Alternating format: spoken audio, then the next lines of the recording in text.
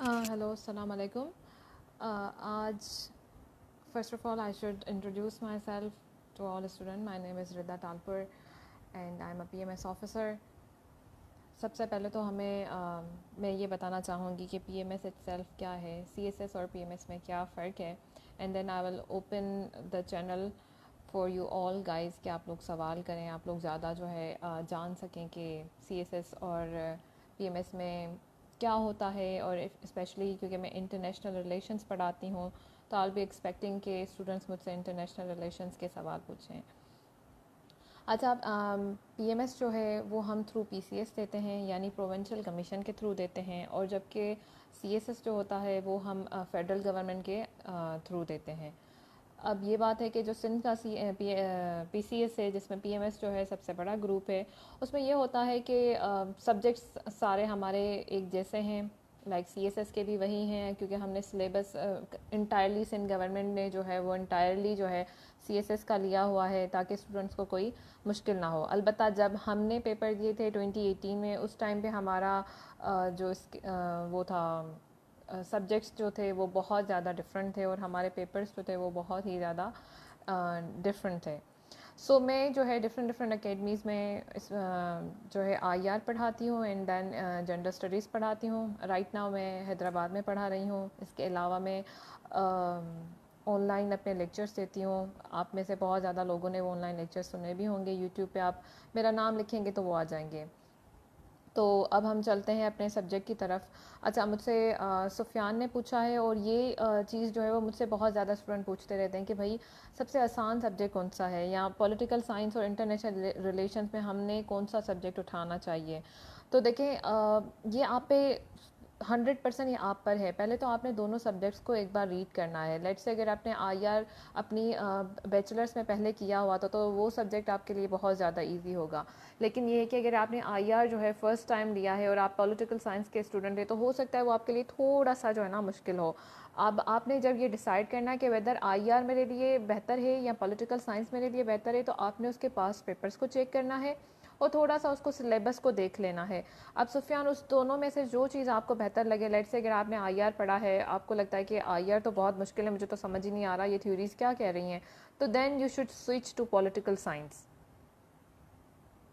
महविश ने भी यही सवाल किया कि पॉलिटिकल साइंस और IR में क्या फ़र्क है। अगर मैं आपको कहूँ कि मेरी नज़र में IR ज़्यादा ईजियर है और वो ज़्यादा आसानी से कवर हो सकता है। उसका सबसे बड़ा रीज़न ये है कि उसका जो पार्ट 2 है उसमें हम इंटरनेशनल रिलेशंस को तो पढ़ रहे होते हैं, लेकिन करंट अफेयर्स को भी पढ़ रहे होते हैं। तो ये करंट अफेयर्स आपने पाकिस्तान अफेयर्स में भी पढ़ना होता है, आपने एसए में भी पढ़ना होता है, अपने करंट अफेयर्स इटसेल्फ जो सब्जेक्ट उसमें पढ़ना होता है। तो इट्स लाइक कि क्योंकि आप वो 3-4 सब्जेक्ट्स में ऑलरेडी एक चीज़ पढ़ रहे होते हैं, तो थोड़ा बहुत कहीं ना कहीं जो है वो आपको मदद दे रहा होता है। Political science is all about constitutions and government, तो उसको तो आपने 100% उस हिसाब से पढ़ना होता है। अच्छा, सेकंड बात है कि how to choose subjects, optional subjects. देखिए, पहली बात यह है कि फ़र्स्ट ऑफ़ ऑल आपने ये देखना है कि आपने डिग्री किस चीज़ में की हुई है। अगर आपके डिग्री के सब्जेक्ट आपको लगता है कि वो आपके लिए बेहतर हैं, आप उनमें अच्छी तरीके से जो ना कवर अप कर सकते हैं, तो आप एक दो तो वो डिग्री वाले सब्जेक्ट उठा लें। लेकिन लाइक मेरी जो डिग्री थी, मैंने BSc किया हुआ था एंड देन MBA किया हुआ है, और दोनों जो सब्जेक्ट्स थे, मतलब दोनों जो डिग्रीज थी, उसका कोई भी सब्जेक्ट मुझे जो है ना फिजिबल नहीं लगा। अब मुझे कंप्यूटर साइंस इसलिए फिजिबल नहीं लगा क्योंकि CSS का कंप्यूटर साइंस जो है या BCS का, वो बहुत ही ज़्यादा एडवांस है। वो मास्टर्स लेवल का आपको पूछ रहे होते हैं। तो इन अ वे जो है वो समझे कि जो है ना मेरे लिए वो आसान नहीं था, तो मैंने उनमें से कोई भी सब्जेक्ट नहीं दिया। अब मैंने कैसे सब्जेक्ट सेलेक्ट किए, एक तो ये था कि मुझे अपना इंटरेस्ट क्या है। मैंने करंट अफेयर्स को जो है ना पढ़ा, तो मुझे जैसे IR को मैंने पढ़ा तो मुझे करंट अफेयर्स उसमें बहुत अच्छा लगा, मुझे वो आसानी से समझ आ गया। फिर मैंने जेंडर स्टडीज़ को उठाया। जेंडर स्टडीज़ को पढ़ने के बाद मुझे एक लिटरली एक शौक जागा कि इस सब्जेक्ट को तो हमने बहुत ही ज़्यादा आम करना चाहिए। तो उसके साथ मैंने जो है ना सब्सटीट्यूट कर लिया सोशोलॉजी को। सोशोलॉजी बहुत इजी सब्जेक्ट था। अच्छा, क्योंकि मैं IR पढ़ रही थी और अमेरिका पर ही सारा आपको पता है इंटरनेशनल रिलेशंस अमेरिका के इर्द गिर्द घूम रहे होते हैं, World War I World War II के इर्द गिर्द घूम रहे होते हैं।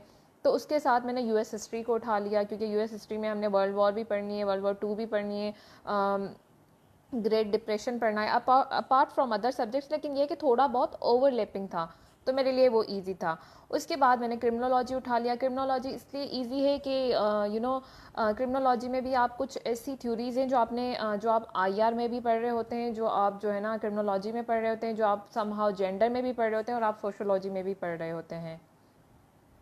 Scoring matters of course Ali, scoring does matter. Firoz पूछ रहे हैं कि स्कोरिंग, तो जी हाँ, ये होता है कि बाज़ औक़ात कुछ सब्जेक्ट्स ऐसे हैं, जैसे हम देख रहे हैं कि इंटरनेशनल लॉ को मुसलसल 2018 से लेकर जो है वो गिराने की कोशिश की जा रही है। तो वो इसलिए होता है क्योंकि कोई स्टूडेंट्स होते हैं वो मुसलसल जो है ना, सारे स्टूडेंट्स अगर एक ही सब्जेक्ट उठा रहे हैं और दूसरे कोई सब्जेक्ट्स ही नहीं पढ़ रहे होते हैं, तो उससे जो है ना टीचर जो होते हैं चेकर्स फ्रस्ट्रेट हो जाते हैं, तो फिर वो जो है ना पेपर्स को थोड़ा सा मुश्किल करना स्टार्ट कर देते हैं, ताकि ऐसा ना हो कि अगर हम 500 लोग जो हैं वो आई लॉ उठा रहे हैं और 200 लोग जो हैं वो क्रिमिनोलॉजी उठा रहे हैं, तो क्रिमिनोलॉजी बहुत ज़्यादा मुश्किल हो और आई लॉ वाले जो हैं बड़ी आसानी से पास हो जाएं। तो इसी वजह से जी हाँ, स्कोरिंग भी होती है। एंड वो जो है कहते हैं कि भाई क्या ऐसा होता है कि जानबूझ के किसी सब्जेक्ट को गिराया जाए, तो बिल्कुल जानबूझ के जो है ना जो चेकर्स होते हैं वो उसको टारगेट करते हैं। आपका पॉलिटिकल साइंस है, तो आपको कौन से सब्जेक्ट्स लेने चाहिए? पॉलिटिकल साइंस के साथ मोस्ट ऑफ द टाइम जो स्टूडेंट हैं वो पब्लिक एडमिनिस्ट्रेशन उठाते हैं, बट पब्लिक एडमिनिस्ट्रेशन का प्रॉब्लम ये है कि उसका जो आई मीन टू से सॉरी उसका सिलेबस इतना ज़्यादा लेंदी है कि मैं कभी भी स्टूडेंट को नहीं कहूँगी कि आप वो उठाएं। इसकी जगह पे आप गवर्नेंस उठा लें, बेहतर रहेगा। उसके साथ जो है आप आई लॉ नहीं, क्रिमिनोलॉजी उठा लें, सोशोलॉजी उठा लें और जेंडर उठा लें। ये तीनों आसान है। अगर आपके पास इंग्लिश है तो इंग्लिश नहीं, सॉरी, अगर आप कोई लैंग्वेज उठा रहे हैं तो लैंग्वेज जो है ज़्यादा बेहतर होती है। अच्छा, वकास पूछ रहे हैं कि अच्छा, मैविश आरिफ ने मुझसे सवाल किया था कि आईआर की थ्योरीज हम कैसे जो है ना इम्प्लीमेंट करते हैं। मैं थोड़ा सा आईआर की थ्योरीज की तरफ आ जाती हूँ और उसके बाद जो है हम इसके पास आते हैं कि बाकी सवालों के जवाब। देखिए, आईआर की थ्योरी आपने कैसे करनी है। लेट्स से आपके पास जो है ना एक सवाल आया है कि क्या आपको लगता है कि फ्यूचर में पाकिस्तान और अफ़गानिस्तान, जो 2021 का सवाल है कि अफ़गानिस्तान और पाकिस्तान के बीच आपको फ्यूचर में वाटर कन्फ्लिक्ट के थ्रू जो है जंग होती हुई नज़र आ रही है। अब पहली बात तो हमने इंट्रोडक्शन लिखना है और हमने कुछ कॉजेज़ लिख देने हैं, ठीक है, जो कॉजेज़ जो नेचुरल कॉमन कॉजेज़ हैं। अब उसके बाद हमने नीचे सवाल के समझे 1 या 2 पेपर आपने लिख दिए कि few causes that could lead Pakistan and Afghanistan to the war, ठीक है। उसके बाद आपने वो सारे लिख दिए हैं, ठीक है। अब आपने आगे बढ़ना है और फिर आपने जो मेन आपका सवाल का जवाब है वो है कि war in perspective of IR theories. अब आपको चेकर को बताना है कि आईआर की थ्योरीज के हिसाब से जो है ना ये जंग कैसे लग सकती है। फिर आपने यहाँ लिखना है कि रियलिस्टिक पर्सपेक्टिव क्या है। भाई, आपने रियलिज्म जब आपने पढ़ा होता है तो आपको पता होता है कि रियलिस्ट क्या कहते हैं कि ह्यूमन नेचर जो है वो क्या है, वो सेल्फिश है और ये जो सारी दुनिया है वो एनार्की में चल रही है, यानी कि ऊपर कोई गवर्नेंस नहीं है। क्योंकि एनार्की में चल रही है तो सारे जो जितने भी जो स्टेट्स हैं वो एक दूसरे से क्या हैं, वो एक दूसरे से वो एक तो सिक्योरिटी सेंट्रिक हैं, वो पावर की तरफ भागेंगे और एक दूसरे से जो है ना वो मिसट्रस्ट होगा। जब उन दोनों के बीच में मिसट्रस्ट होगा तो जंग जो है वो इनएविटेबल हो जाएगी। वॉर जब इनएविटेबल हो जाएगी तो क्या होगा कि जंग लग के रहेगी। अब ये तो हमने जो ना क्योंकि हमने रियलिज्म को बहुत अच्छे तरीके से पढ़ा था, तो अब हमने उसको क्या करना है, हमने उसको आईआर की उस सारी जो थ्योरी है उसको हमने अफगानिस्तान पे दिखाना है कि भाई इन केस अगर कल को जो है ना, लेट्स से अगर अफगानिस्तान में कोई ऐसी गवर्नमेंट आ जाती है जो प्रो पाकिस्तान की जगह इंडिया की तरह एंटी पाकिस्तान है, तो वो एंटी पाकिस्तान होने की वजह से जो है वो पावर ग्रेबिंग करेगी। अब वो पावर ग्रेबिंग कैसे करेगी, वो पाकिस्तान का जो पानी है उसको रोकने की कोशिश करेगी। जब वो पाकिस्तान का पानी रोकने की कोशिश करेगी तो हमारे यहाँ सिक्योरिटी डिलेमा क्रिएट हो जाएगा। जब हमारे यहाँ सिक्योरिटी डिलेमा क्रिएट होगा तो हम क्या करेंगे, हम भी पावर की तरफ जाएंगे। जब हमारी नेगोशिएशन उनकी तरफ फेल हो जाएंगी तो हम दोनों क्या करेंगे, जंग की तरफ जाएंगे। तो देखिए, सिंपली मैंने आपको एक मिसाल दी और उसमें मैंने आपको बता दिया कि कैसे हम जो है कोई भी थ्योरी जो है उसको अप्लाई कर सकते हैं। इसी तरीके से हमने रियलिज्म पढ़ा, सॉरी लिबरलिज्म पढ़ा होगा।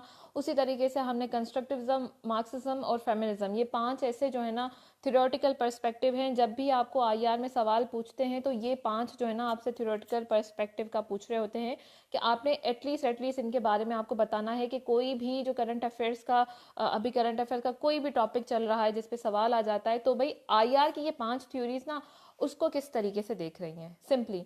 अब वो आप जैसे जैसे ज़्यादा से ज़्यादा आईआर पढ़ेंगी वैसे वैसे आप लोगों को समझ आता जाएगा कि भाई हमने जो है ना किस चीज़ को कैसे देखना है। पहले आपने बुक पढ़ने हैं, बुक्स आपने ज़रूर एक दो तो बुक्स ज़रूर पढ़ने हैं। मैंने एक यहाँ पे रखा भी हुआ है, मेरी वीडियो में भी मैंने बताया था, मैं अभी भी बता रही हूँ, world politics by Charles William Kegley. ठीक है, मेरे पास ये थोड़ा सा पुराना वर्जन है 2018 का। आप लोग अगर 2019 2020 का आ गया उसको लें। ये देखिए मैंने बुक मार्क्स भी लगाए हुए हैं, यानी मैं इतना इस बुक को पढ़ चुकी हूँ और पढ़ती रहती हूँ। तो इसको पढ़ना है, इसको समझना है। इसमें भी इन लोगों ने मिसाल दिए हुए हैं, वो मिसाल देख के हमने जो है ना कहीं पर जो है लेवल ऑफ एनालिसिस देनी होती है और कहीं पर हमने कंप्लीट थ्योरीज ही को जो है ना अप्लाई करना होता है। अच्छा, काशिफ बोल रहे हैं कि what is your opinion about English. देखिए English is a very good subject. अगर आप इंग्लिश लिटरेचर ले रहे हैं काशिफ और आपको इंग्लिश लिटरेचर अच्छे तरीके से समझ आ रहा है तो देन आई विल सजेस्ट कि go for it. But then again थोड़ा सा आप जो है ना पास्ट पेपर्स को देख लें और थोड़ा सा ट्रेंडिंग को देख लें कि क्या लोगों के मार्क्स अच्छे आ भी रहे हैं या नहीं। अगर क्या आप देख रहे हैं कि ओवरऑल जो है ना लोग इसमें फेल नहीं हो रहे हैं तो फिर आप जो है ना इसको लें। और अगर अच्छे मार्क्स आ रहे हैं, लेट से 50+ अगर आ रहे हैं ना, तो फिर आप खुद मेहनत करके उस 50 को जो है 65 75 तक ले जा सकते हैं। अच्छा, मोहम्मद शेर आफरीदी कह रहे हैं which optional subjects are overlapping, criminology, sociology and gender studies. ये तो बिल्कुल एक दूसरे से ओवरलैप करते हैं। और जो क्रिमिनोलॉजी है वो समहाउ आईआर से भी थोड़ा बहुत उसके जो ना ओवरलैप करती है। जैसे हम डेटरेंस जो है वो आईआर में पढ़ रहे होते हैं, वो हम आईआर के पर्सपेक्टिव से पढ़ रहे होते हैं, लेकिन यही डेटरेंस की थ्योरी हम क्रिमिनोलॉजी में भी पढ़ रहे होते हैं सोसाइटी के लेवल से। तो इस तरीके से ये जो ना तकरीबन सारे ही सब्जेक्ट एक दूसरे को ओवरलैप कर रहे होते हैं। लेकिन कुछ ये है कि अगर आप वो सारे ग्रुपिंग में लेंगे तो वो एक दूसरे से थोड़ा थोड़ा जो है ना मिक्स हो रहे होते हैं। जैसे आप अगर यूके की हिस्ट्री ले लें या यूएस हिस्ट्री में से कोई भी हिस्ट्री ले लें तो फिर वो आईआर, पॉलिटिकल साइंस और पब्लिक एडमिनिस्ट्रेटर से थोड़ा बहुत जो है लिंक्ड होगी और साथ साथ इन तीनों सब्जेक्ट से होगी।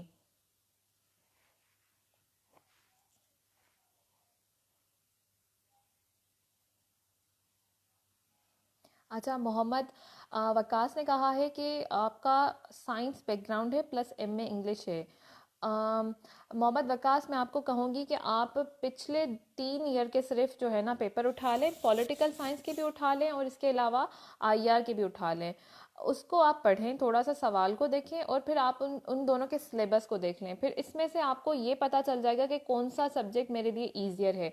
फिर आप 1 घंटा निकालें, 1 या 2 लेक्चर आप आईआर के किसी भी टीचर के सुन लें और फिर यूट्यूब पे, और फिर पॉलिटिकल साइंस के भी सुन लें। अब आपको खुद ही पता चल जाएगा कि कौन सा सब्जेक्ट जो मेरे दिमाग में बैठ रहा है, जो मुझे समझ आ रहा है इजीली, उसको उठा लें।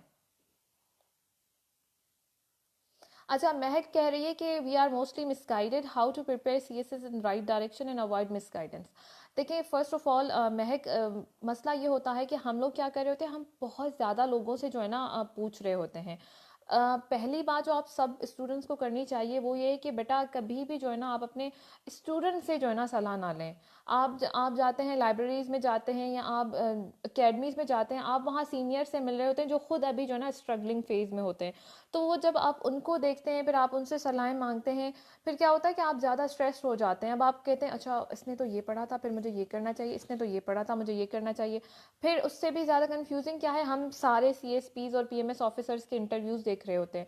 फिर अब उसमें भी कंफ्यूज हो जाते हैं। कोई कह रहा है मैंने 2 महीने में की थी, कोई कह रहा है मैंने 4 महीने में तैयारी कर ली थी, कोई कह रहा है मैंने 2 साल लगा दिए थे। इससे क्या होता है कि आप लोगों को एक फजूल प्रेशर क्रिएट होता है। आप सब लोग जो है ना, हर किसी का टाइम अलग होता है। कोई जीनियस होता है वो 4 महीनों में कर जाता है, कोई मेरे जैसे होते हैं उनको पूरा साल लग जाता है पढ़ने में। तो पहले तो आप जो है ना उन लोगों को छोड़ें, वो सिर्फ उनमें से आपको बेसिक जो टिप्स वो सब लोग दे रहे हैं ना उनको देखना है। जैसे कुछ हैं जो ऐसे पे बहुत अच्छी टिप्स दे रहे होते हैं, कुछ हैं जो बहुत अच्छे किताब बता रहे होते हैं, कुछ हैं जो कुछ सब्जेक्ट्स में बहुत अच्छी अच्छी जो है ना बता रहे होते हैं कि इस सब्जेक्ट को कैसे करना है कैसे करना है। सब लोगों की वो चीज़ें आपने जमा करनी है। उसके अलावा राइट डायरेक्शन क्या है कि आपने स्टार्ट करना है पढ़ने से, यानी रीडिंग से। बेसिक रीडिंग आप अपनी बनाएं।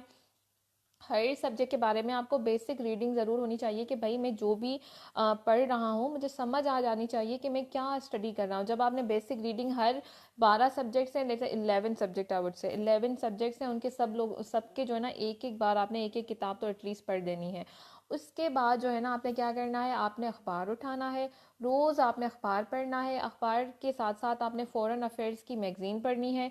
उन दोनों चीज़ों के साथ साथ आपने रोज़ 1 से 2 घंटे एटलीस्ट, सब लोग जो सीएसएस करना चाहते हैं, पीएमएस पास करना चाहते हैं, आपने 2 घंटे तो एटलीस्ट जो है ना राइटिंग करनी है। जैसे आपकी राइटिंग अच्छी होती जाएगी, जो आप पढ़ रहे हैं उसको पेपर पे उतारें। जैसे मैं अभी आपको समझा रही हूँ, आपने जो है ना वो सारी चीज़ें आपने पेपर पे लिख दी कि लेट्स से कि ना आज मैंने ये जो है ना आर्टिकल पढ़ा था, तो उस आर्टिकल में लिखा क्या हुआ था, वो आर्टिकल आपने खुद जो है ना प्रोड्यूस करना है। जैसे जैसे आप चीज़ें प्रोड्यूस करते जाएंगे क्या होगा, आपको ग्रिप आती जाएगी राइटिंग की। हम लोग क्या करते हैं, हम पढ़ते जाते हैं पढ़ते जाते हैं पढ़ते जाते हैं, जो चीज़ हमने करनी होती है वो होती है राइटिंग और टेस्ट देना, वो हम नहीं करते हैं। तो राइटिंग करें, टेस्ट दें, ज़्यादा से ज़्यादा टेस्ट दें एकेडमीज़ में। और उससे ये होगा कि कॉन्फिडेंस बिल्ड होगा, आपको पता चलेगा मैं कहाँ पे गलत हूँ। सही है। अच्छा, सेफ कह रहा है कि how about botany, botany is a very good subject, if you are good at it go for it. अगर क्योंकि बॉटनी, जूलॉजी, एंथ्रोपोलॉजी ये ऐसे सब्जेक्ट हैं जो कॉमन सब्जेक्ट नहीं है, सिर्फ वो लोग ही लेते हैं जिन लोगों ने इसमें जो है ना बैचलर्स या मास्टर्स किया हो। तो इसमें ये होता है कि इसमें आपके पास बहुत बड़ा मार्जिन होता है कि आप अच्छे मार्क्स लें, क्योंकि जो सब्जेक्ट बहुत ही कम स्टूडेंट्स ले रहे होते हैं तो उसमें ये होता है कि जो चेकर्स होते हैं ना वो बेसिकली जो है ना इतना ज़्यादा उसको चेंज नहीं कर रहे होते हैं। तो बॉटनी इतना ज़्यादा चेंज नहीं हो सकती। ऐसा नहीं होता कि ऑल सडन को ये सब जो ना पौधा निकल आए जो हमसे बात करना स्टार्ट हो जाए, ऐसा कोई पौधा नहीं हो सकता। लेकिन जो करंट अफेयर्स रिलेटेड जो सब्जेक्ट्स हैं वो जो हैं वो डायनामिक हैं, वो बदलते रहते हैं। तो बॉटनी के लिए go for botany, it's very good one. अच्छा, नोट्स, अली फेरोज कह रहा है कि नोट्स कैसे बनाएं। पहली बात तो मेरी यूट्यूब पे एक बहुत ही डिटेल्ड 18 मिनट्स की वीडियो बनी हुई है, हाउ टू मेक नोट्स, ठीक है। उसको आप सब लोगों ने ज़रूर देखना है। मैं यहाँ पे आपको एक छोटा सा जो है ना ट्रिक्स बता देती हूँ, 2-3, जिससे आपको नोट्स बनाने हैं। फर्स्ट ऑफ ऑल हम सब लोगों ने क्या करना होता है कि हमने कोई भी सब्जेक्ट पढ़ा, ठीक है। लेट्स से मैंने आईआर पढ़ा है, मैंने आईआर को पढ़ा, मैंने इस बुक को पढ़ा, मैंने इसका चैप्टर नंबर 1 पढ़ लिया। अब मुझे जो है ना आईआर, व्हाट इज़ आईआर जो है ना बहुत अच्छे तरीके से समझ आ गया। अब मैंने क्या करना है, मैंने उठाने पास्ट पेपर्स, पास्ट पेपर्स उठा लिए। उसके बाद जो है मैंने पास्ट पेपर्स में से मैं पिछले 10 साल के पास्ट पेपर्स उठा लिए मैंने। उसमें मैंने देखा कि भाई आईआर पे जो है ना स्पेसिफिकली कौन से सब्जेक्ट्स आए, कौन से क्वेश्चंस आए हुए हैं। तो हमने क्या करना है कि हमने वो क्वेश्चंस उठाने हैं। उसके बाद क्योंकि मैंने इसको पढ़ा हुआ है तो एटलीस्ट मैं इसकी आउटलाइन बनाने के काबिल हो जाऊं। अगर आपने किसी भी एक सवाल की आउटलाइन चैप्टर बना पढ़ने के बाद बना लिए, विच मीन्स कि आपको ये समझ आ गया है, समझ आ गया है। आपने वो क्वेश्चंस उठाए, आपने देखा अच्छा ये एंगल है जहाँ से ये सवाल आते हैं।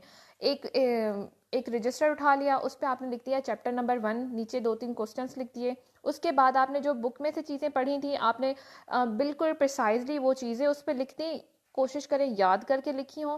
फिर आपने थोड़ा बहुत इंटरनेट से देख लिया, वो लिख लिया। ये क्या हो गया, क्वेश्चन नंबर 1 भी सॉल्व हो गया, चैप्टर नंबर 1 भी हमारा सॉल्व हो गया, और साथ साथ हमें चीज़ें याद भी हो गई।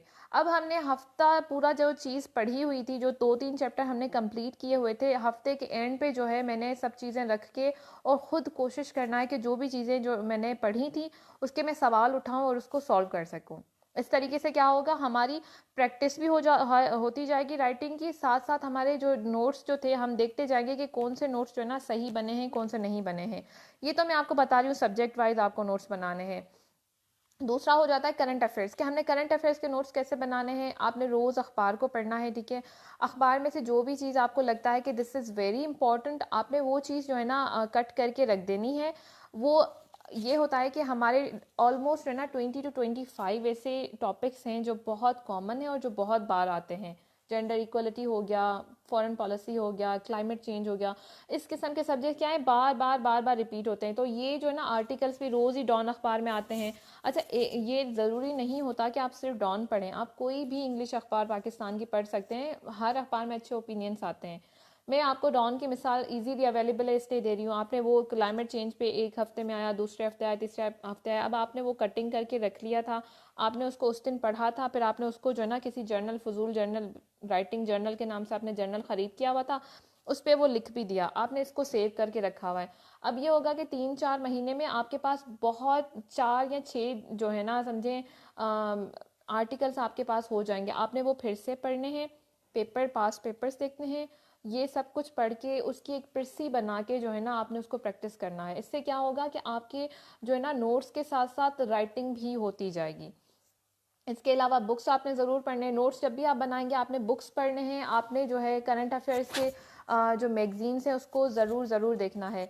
वकास ने इंग्लिश लिटरेचर के बारे में पूछा था। इंग्लिश लिटरेचर थोड़ा सा जो है ना लेंदी है, बट क्योंकि अगर आपने डिग्री ही इंग्लिश लिटरेचर में की हुई है तो फिर आपके लिए ये बहुत ज़्यादा आसान होना चाहिए। अच्छा, आगे चलते हैं। Which is the best for C S S exam. Kashif, मैं आपका सवाल एग्जैक्टली समझ नहीं पा रही हूँ कि आप किस चीज़ के लिए पूछ रहे हैं। पॉलिटिकल साइंस के साथ एनवायरमेंटल साइंस एंड ज्योग्राफी कैसा रहेगा? ज्योग्राफी के बारे में मैं आपको कहूँगी कि थोड़ा सा उसकी मार्किंग को देख लें कि पिछले 2 साल से उसका ट्रेंड क्या चल रहा है। If you are good in environmental science it's a very good subject. वो आपको आपके अगर क्लाइमेट चेंज पर कोई ऐसे वगैरह आ जाता है तो उसमें बहुत ज़्यादा मदद कर सकता है। यूनिस ने पूछा है कि पार्ट 1 और पार्ट 2 कहाँ से कंप्लीट करें? आर का पार्ट 1 तो आपने इस बुक के साथ जो है अहमद सॉरी सफ्तर आखून नाम का एक ऑथर है, उसका बहुत ही छोटा सा किताब है इंटरनेशनल रिलेशंस पे। आई एम सॉरी मेरे पास अभी है नहीं, वरना मैं आप लोगों को दिखा देती। यूट्यूब पे मेरी बाय द वे उस पर लिखा हुआ है ऑलरेडी। ऑलराइट, वो आपने पढ़ना है, वो है आपका पार्ट 1 का कवरेज। पार्ट 2 का कवर क्या होता है? आपने फॉरेन अफेयर्स की मैगजीन को पढ़ना है, और इसके अलावा ये इस किस्म के बुक्स जो है ना आते रहते हैं। कंटेम्प्रेरी अफेयर्स के नाम से है, एम शाहिद का, मोहम्मद इम्तियाज़ शाहिद के नाम से। मेरे पास 105 है, ये थोड़ा सा पुराना किताब है, अभी जो है ना इसकी ज़्यादा जो है आ गए होंगे। ये हर आई बिलीव क्वार्टरली जो है ना ये होता है बुक।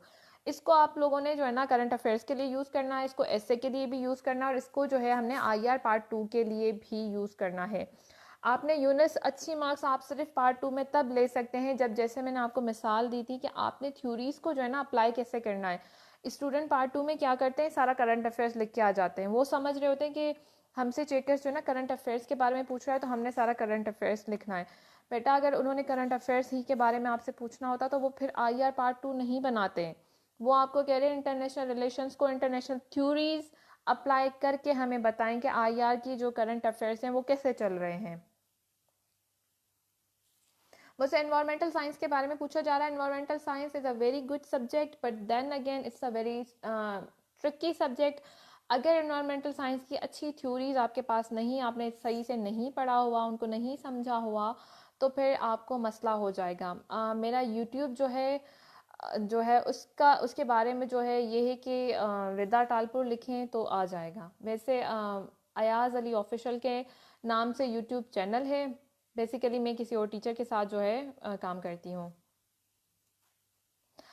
बेटा, किसी ने डोनेटिंग असेंशियल से पूछा, international relation is a very lengthy subject, how to summarise it? It's not lengthy at all, trust me. I believe कि आप लोग या तो बहुत ज़्यादा डिटेल में उसको पढ़ रहे हैं या फिर आप उसको समझ के नहीं पढ़ रहे हैं। आपको सिर्फ थ्योरीज को कवर अप करना होता है। वर्ल्ड वॉर 1 हो गया, 2 हो गया, कोल्ड वॉर के बीच में कौन सी थ्योरीज आई थी उसको कवर अप करना होता है। कुल मिला के कोई 15-20 थ्योरीज हैं और 6 से 7 बड़े इवेंट्स हैं जिसको हमने याद करना है, और international relation is covered up.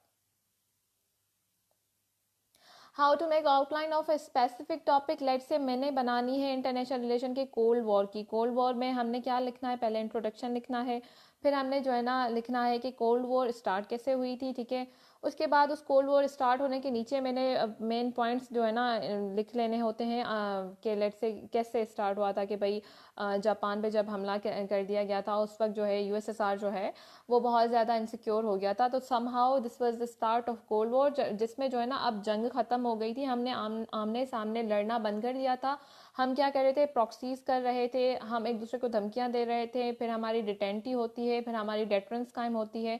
तो इस तरीके से बेसिकली आउटलाइन का मतलब होता है आप स्पेसिफिकली चेकर को ये बता रहे हैं कि कौन कौन सी चीज़ें हैं जो इस जवाब में या इस ऐसे में मौजूद हैं।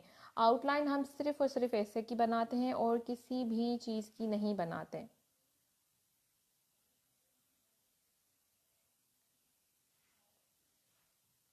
अली फ़िरोज़ नहीं, मेरे यूट्यूब का नाम रिदा टालपुर नहीं है। रिदा टालपुर सर्च करेंगे तो वो यूट्यूब चैनल आ जाएगा। यूट्यूब चैनल का नाम अयाज अली ऑफिशियल है। अच्छा, हुरिया कह रही हैं कि please share the name of this book. This is world politics by Kegley. ठीक है।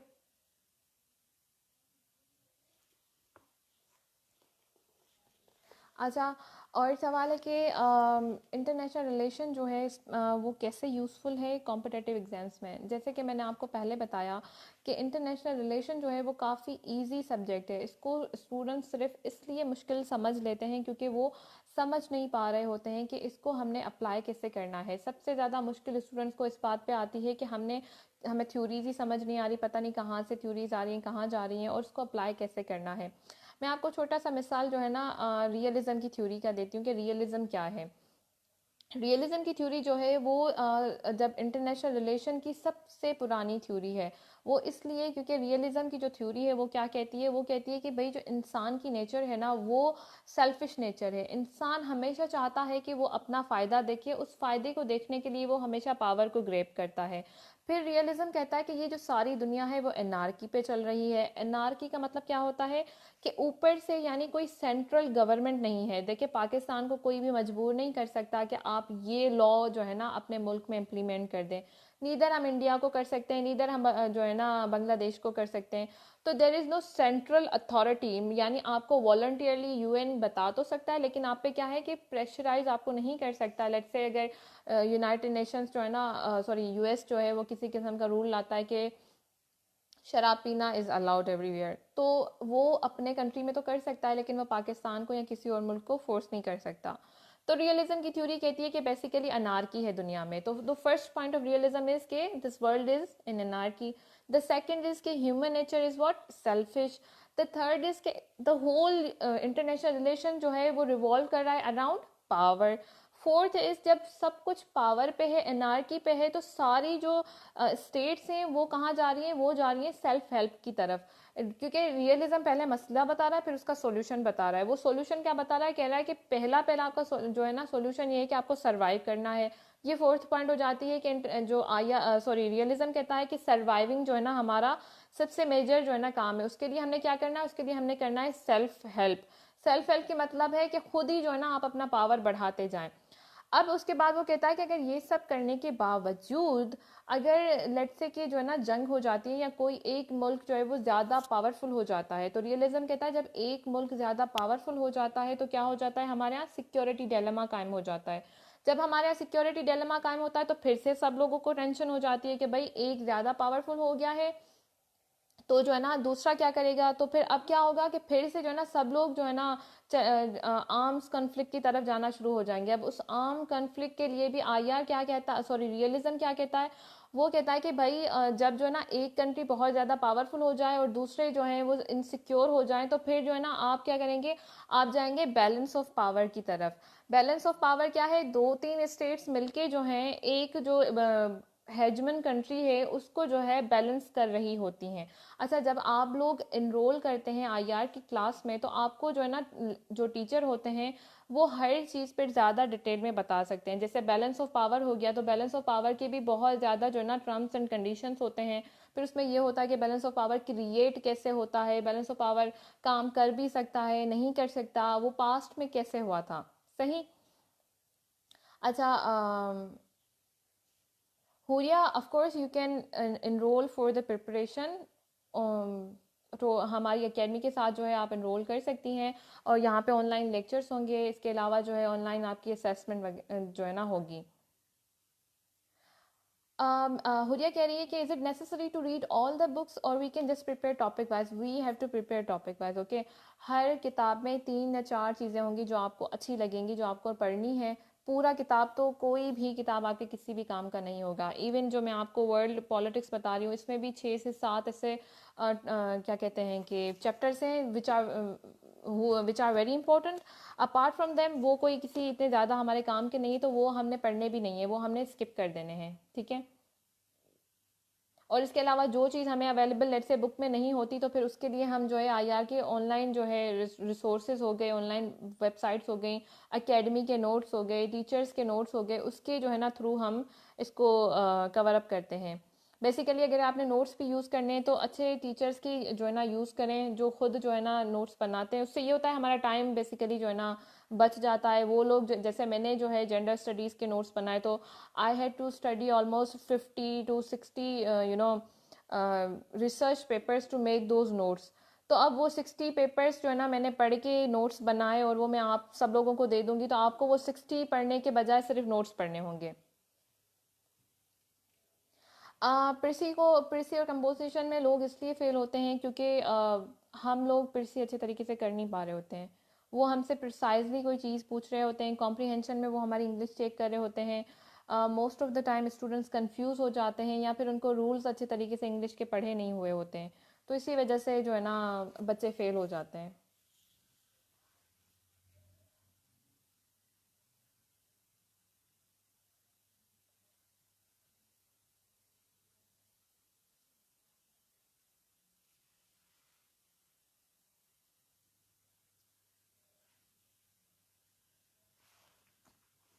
अच्छा, आई होप कि आप लोगों को थोड़ा सा ही सही लेकिन रियलिज्म के बारे में समझ आ गई होगी कि रियलिज्म हम जो है वो कैसे स्टडी कर सकते हैं। महक, आप मेरा नंबर जो है वो मैसेज करके पूछ सकती हैं। वैसे तो हाँ, करंट अफेयर्स और आईआर में सबसे बड़ा फ़र्क ही यही है कि हम आईआर पार्ट 2 में आईआर की थ्योरीज़ के जो है ना पर्सपेक्टिव में जवाब देते हैं, जबकि करंट अफेयर्स में हम कॉमन नॉलेज शेयर करते हैं। That's it. करंट अफेयर्स में अगर आपको पूछा जा रहा है कि भाई पाकिस्तान और इंडिया की जंग जो है वो किन रीजंस पे हो सकती है, तो उसमें हम सिर्फ वो रीजंस बताएंगे कि पानी पे हो सकती है, या जो है ना हम दोनों के बीच में कोई मिसअंडरस्टैंडिंग हो जाए उस पे हो सकती है, ट्रेड पे हो सकती है, कश्मीर पे हो सकती है, सियाचिन पे हो सकती है, कारगिल फिर से जो है ना कारगिल वॉर जैसी कोई वॉर हम दोनों के बीच में हो सकती है, या इंडिया मुसलसल जो हम पे साइबर अटैक्स कर रहा है वो हमें वॉर की तरफ लेकर जा सकता है।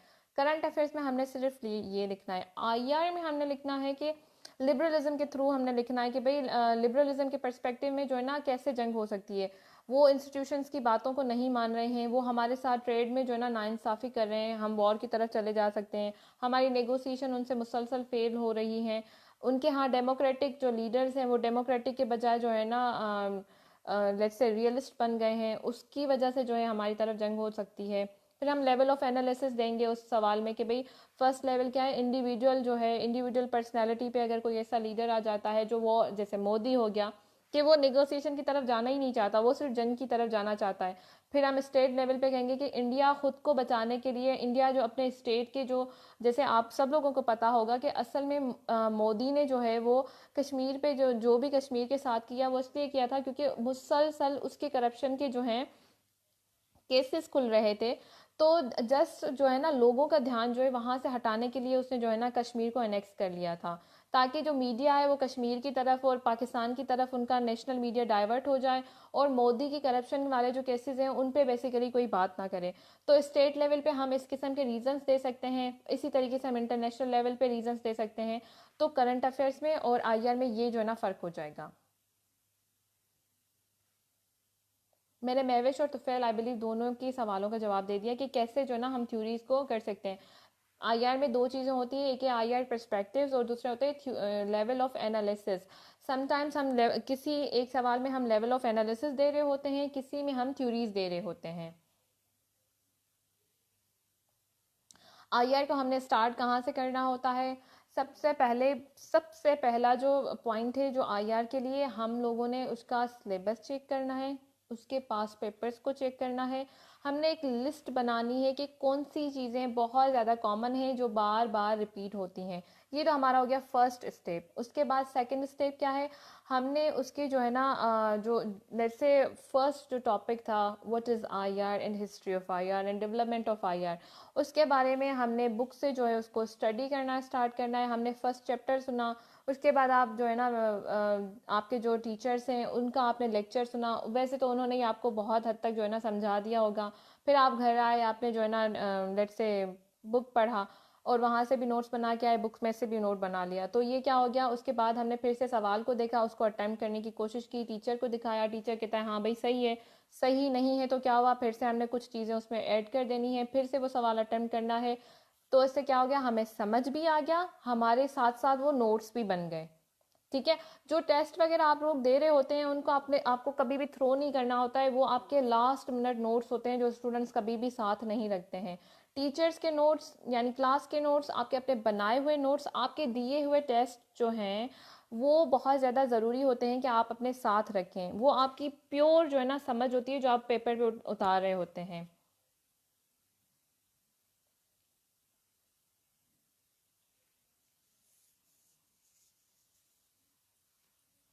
कन्फ्लिक्ट चैप्टर नंबर 7 है basically, Fatima approaches to peace की जो है ना तरफ ही कन्फ्लिक्ट रेजोल्यूशन मैकेनिज्म है। कन्फ्लिक्ट रेजोल्यूशन मैकेनिज्म यही है कि जो है ना हमने कन्फ्लिक्ट को कैसे ख़त्म करना है, हमने इसको कैसे जो है ना पीस की तरफ ले जाना है।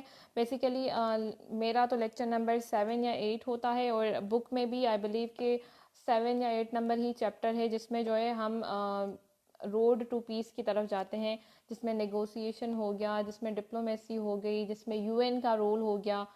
तो इस तरीके से जो है ना बेसिकली एग्जामिनर आपसे पूछ रहा होता है। सीपे को हमने आईआर की थ्योरी में कैसे लिखना है, सीपे को हमने लिबरलिज्म के जो है ना पर्सपेक्टिव में लेकर जाना है कि लिबरलिज्म क्या कहता है कि को इंडिपेंडेंस क्रिएट करें, ट्रेड की तरफ जाएं, लिबरलिज्म की तरफ जाएं, डेमोक्रेसी की तरफ जाएं। सीपे बेसिकली सारा इकोनॉमी पे है, ट्रेड पे है, तो वो सारा का सारा लिबरलिज्म में आ जाता है। Critical analysis basically Ali Feroz ये होता है कि एग्जामिनर चाह रहा होता है कि वो देखे कि आपने पूरे सब्जेक्ट को कैसे समझा है, आप उसको क्रिटिकली एनालाइज कैसे कर रहे हैं, अपने जहन से जो कमेंट्स आप पास कर रहे हैं इस टॉपिक पे, उस मसले पे, वो आपकी क्रिटिकल एनालिसिस होता है। जिसमें आप कहते हैं कि भाई लेट्स से आप कहते हैं कि सीपेक जो है वो हमारी इकोनॉमी के लिए बहुत ज़्यादा अच्छा है, ये आपका पर्सनल ओपिनियन है जो आप क्रिटिकल एनालिसिस में, of course you are not going to write that this is my personal opinion. आपने क्रिटिकल एनालिसिस को जिस तरीके से स्टार्ट करना होता है कि भाई जो सिनेरियोज आपने ऊपर दिए हुए होते हैं उसके नीचे फिर आप जो है ना लिखते हैं कि क्यों जो है ना ये चीज़ें अच्छी हैं। तो आपने सीपे के लिए लिखा कि भाई पाकिस्तान को अच्छा टैक्स वसूल हो रहा है, पाकिस्तान की जो है इंफ्रास्ट्रक्चर पे काम हो रहा है, हमारी टेक्नोलॉजी पे काम हुआ है, हमारे एग्रीकल्चर पे काम हुआ है। फिर आपने उसके 2-3 मिसाल भी उसके अंदर दे देने हैं। तो उससे क्या हुआ कि आपने क्रिटिकली प्रूव कर दिया एनालाइज करके कि आपकी नज़र में क्यों ये बेहतर था कि सीपे हमारे लिए अच्छा होता है। थ्योरीज ऑफ आईआर जो है वो आप जब रियलिज्म को बहुत ध्यान से पढ़ेंगे तो आपको पता चलेगा कि अच्छा थ्योरीज जो है आईआर के अलावा अगर आपने आईआर को गौर से पढ़ा हुआ हो तो insurgency terrorism itself is a topic. तो उसमें वो ऑलरेडी खुद जो है ना कवर हो जाता है, उसमें हमने थ्योरीज को देना नहीं होता है बेसिकली। अच्छा नासिर कह रहा है how to read Dawn. Dawn को हमने कैसे पढ़ना होता है, हमने जो स्टार्ट वाले बच्चे होते हैं जो बिल्कुल अभी अभी स्टार्ट करें सीएसएस को, उन लोगों को तो आप सब लोगों को पूरा का पूरा पढ़ना पड़ेगा ताकि आपको पता चले कि मुल्क में क्या हो रहा है, इंटरनेशनल लेवल पे क्या हो रहा है। 2 महीने तक आप जब वो पढ़ते हैं तो उसके बाद जो है ना फिर आपने सिर्फ बीच का जो पेपर होता है जिसमें आपके ओपिनियंस और आर्टिकल्स लिखे हुए होते हैं, फिर आपने सिर्फ वो पढ़ने होते हैं और पीछे जो इंटरनेशनल पेजेस होते हैं जिसमें आप इंटरनेशनल लेवल पे कौन कौन सी चीज़ें हो रही होती हैं उसको पढ़ना होता है। देन अगेन जब आप डॉन को पढ़ना स्टार्ट करते हैं तो आराम आराम से आपको समझ आ जाता है कि कौन सी चीज़ें मेरे लिए ज़रूरी हैं। लेट्स से अगर पूरी आपने अखबार में देखा है कि आज जो है ना आपने जो आईआर आईआर हो गया, करंट अफेयर्स हो गया, इस्लामियत, किसी से रिलेटेड कोई सब्जेक्ट कोई बात ही नहीं आई है तो फिर हमने उस दिन के अखबार को स्किप कर देना होता है, उसको इतना ज़्यादा गौर से फिर पढ़ने की ज़रूरत नहीं होती है। मोहम्मद यूसुफ, आपने कहा था कि पॉलिटिकल साइंस और आईआर में कौन सा स्कोरिंग सब्जेक्ट है? बेटा, जिसमें आप मेहनत करेंगे और जिसमें जितना अच्छा एनालाइज करेंगे आपके लिए वो जो है ना स्कोरिंग सब्जेक्ट बन जाएगा। आईआर में आजकल बच्चों के मार्क्स थोड़े से कम इसलिए आ रहे हैं क्योंकि उसमें हम जो पार्ट 2 है उसको हम समझ नहीं पा रहे होते हैं। हम मेन चीज़ें जो हैं वो सारी मिस आउट कर जाते हैं। हमने उसमें जो लेवल ऑफ एनालिसिस देना होता है वो नहीं दे रहे होते हैं। हम जो है आईआर की थ्योरीज जो है वो नहीं कर रहे होते हैं। How climate change question fit in IR? Farhanullah, अगर आपके पास कोई ऐसा सवाल है जिसमें क्लाइमेट चेंज पे कोई सवाल आया हुआ है तो वो मुझे बताएं। और कोशिश करें कि अपने जो स्टूडेंट जब भी सीएसएस की तैयारी स्टार्ट करें अपने दिमाग से सवाल नहीं बनाएं। पास्ट पेपर्स को ही जो है ना आप लोग प्रैक्टिस करें। सब पास्ट पेपर से ही चीज़ें आती हैं। थोड़ा बहुत वो जो है ना लफ्ज़ों को चेंज कर रहे होते हैं, पूछ आपसे वही चीज़ रहे होते हैं। गेम थ्योरी जो है वो आईआर का ही जो है ना, सॉरी, रियलिज्म का ही एक पार्ट है जिसमें डिफरेंट डिफरेंट जो है ना गेम थ्योरी होती है, जिसमें एक प्रिजनर्स डायलेमा होता है। प्रिजनर्स डायलेमा पे मैंने एक यूट्यूब पे वीडियो बनाई हुई है, उसको आप ज़रा चेक करें।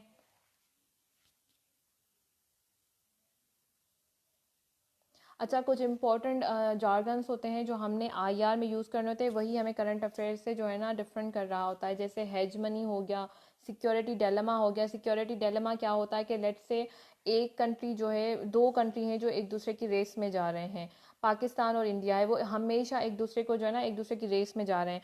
अब ये हुआ कि इंडिया ने ना कोई डील साइन कर ली अमेरिका के साथ, यूएस के साथ, वो उसका स्ट्रेटेजिक पार्टनर बन गया।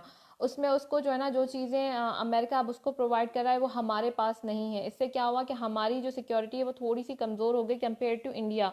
ये हो गया हमारे यहाँ सिक्योरिटी डिलेमा क्रिएट, यानी उनकी सिक्योरिटी का लेवल, उनके पावर जब वो बढ़ेगा तो हम लोगों को जो उससे नुकसान होगा, वो जो हमें इनसिक्योरिटी होगी, वो सिक्योरिटी डिलेमा होता है। हेजमनी हो गया, नेशन स्टेट हो गया, सिक्योरिटी डिलेमा हो गया, डेटरेंस हो गया। ये कुछ ऐसे जार्गन्स होते हैं आईआर के जो आप लोगों को आईआर के पेपर में यूज़ करने होते हैं एनी हाउ। नासिर, मैंने इस सवाल का जवाब पहले भी दिया है कि इम्प्रूव राइटिंग स्किल्स कैसे करनी है। रोज़ आपने डॉन पढ़ना है, जो भी सब्जेक्ट आप पढ़ रहे हैं। वैसे तो आप जो है ना कोशिश करें कि 4-5 सब्जेक्ट जो बच्चे टाइम टेबल बनाते हैं, बेटा I don't think this really works. Personally if you ask me, मैं सिर्फ ज़्यादा से ज़्यादा जो है ना 3, वैसे तो 2 2 सब्जेक्ट ही पर डे पढ़ती थी, और पूरा महीने या 20 डेज़ का मैं एक स्केड्यूल बनाती थी, 20 डेज़ में इसको ख़त्म कर देना है। आपने आईआर का उठाया, या लेट से आप ओवरऑल इम्प्रूव कर रहे हैं, डॉन उठाई, डॉन में आपने कोई आर्टिकल पढ़ा, आपको बात समझ आ गई, आपने वो आर्टिकल जो है उसको फिर से एक बार पढ़ा, अब आपने उसको साइड में रख लिया। पेन उठाएं, जर्नल उठाएं, लिखते जाएं, you don't have to stop, okay. आपने उसको कंप्लीट करना है, जो भी आपको जहाँ तक समझ आ रहा है आपने वो लिखा, फिर आपने वो उसको पढ़ा, अच्छा अच्छा सही है सही है सही है, अच्छा ये तो चीज़ मैंने लिखी नहीं, आपने फिर से एक बार जो है ना उसको आर्टिकल को रीड दिया। उसके बाद सेकंड टाइम पे देन अगेन आपने जो है ना वो चीज़ लिखनी है। अब आपने रोज़ जो है ना इस किस्म की प्रैक्टिस करनी है for our and 2 I believe. अगर 1 घंटा मुसलसल आप लिखते हैं और अच्छा लिख रहे हैं, अच्छा प्रोड्यूस कर रहे हैं, 1 महीने से दूसरे महीने तक, मतलब वो जो आपने फर्स्ट टाइम जो जर्नल पे लिखा हुआ था वर्सेस जो आपने अब जो है ना महीने के बाद लिखा हुआ होगा, उसमें ज़मीन आसमान का फ़र्क होगा।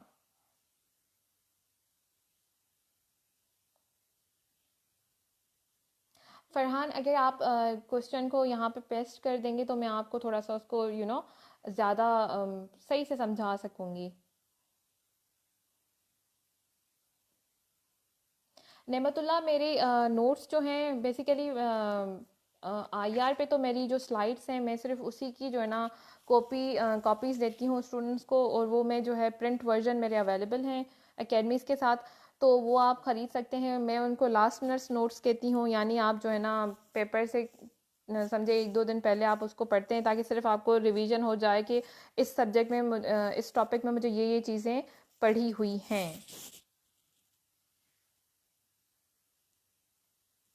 अच्छा, महक कह रही है कि मैंने पीएमएस का एग्ज़ाम अपना फर्स्ट अटेम्प्ट में क्रैक किया था। बेसिकली कुछ चीज़ें हैं जो मुझे अब मैं पीछे देखती हूँ तो मुझे वो थोड़ा सा अपने बाकी जो मेरे फ्रेंड्स थे जो नहीं हो सके सक्सेसफुल, उनसे थोड़ा सा डिफरेंट बनाती है। एक तो ये था कि मैं जो है ना रोज़ जो चीज़ें बना मैं रोज़ जो है ना लाइब्रेरी जाती थी। फ़र्स्ट ऑफ़ ऑल मैं जब लाइब्रेरी जाती थी तो मैं मेक श्योर करती थी कि मैं अपना ज़्यादा से ज़्यादा टाइम पढ़ाई में दूँ, दोस्तियों में मैं अपना टाइम वेस्ट ना करूँ। जो लड़के हमेशा बाहर बैठ के चाय वाय पी रहे होते हैं मैं वो ना करूं, और मैं अच्छे से अच्छे किताब जो है ना वो पढ़ने की कोशिश करती थी। इवन मुझे जो अपने हैदराबाद वाली लाइब्रेरी का स्टाफ था उन्होंने कहा था कि जितने किताब आपने निकलवाए हैं आपने पढ़े हैं, वी आर सो हैप्पी और ग्लैड के इतने किसी ने भी नहीं पढ़े होंगे।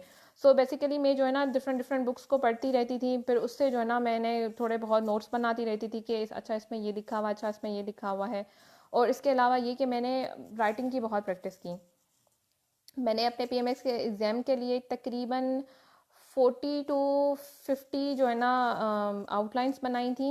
क्योंकि हमें जो पीएमएस का हमारा एग्ज़ाम था उसमें एक मसला ये था कि हमें सिर्फ 40 डेज़ दिए गए थे, और 40 डेज़ में हमने बहुत ज़्यादा चीज़ें कवर अप करनी थी। मुझे मेरा मसला ये भी था कि मुझे इस्लामिक हिस्ट्री को कवर अप करना था, मुझे जर्नलिज्म को भी कवर अप करना था, क्योंकि हमारे जो सब्जेक्ट थे पीएमएस के बेसिकली उस टाइम डिफरेंट थे वर्सेस जो अब हुए हैं। तो मैं रोज़ दिन में 2 से 4 जो है ना आउटलाइंस बनाती थी। आउटलाइंस मैंने बहुत बनाए, मैंने इंट्रोडक्शंस बहुत लिखे, और इसके अलावा मैंने नोट्स जो जो भी मैंने नोट्स बनाए उनको मैंने बार बार लिखा। मैंने सारे नोट्स खुद बनाए और मैंने सारे के सारे नोट्स जो है ना खुद लिखे। तो लिखना ही वो चीज़ थी जिसने मुझे दूसरों से डिफरेंट किया।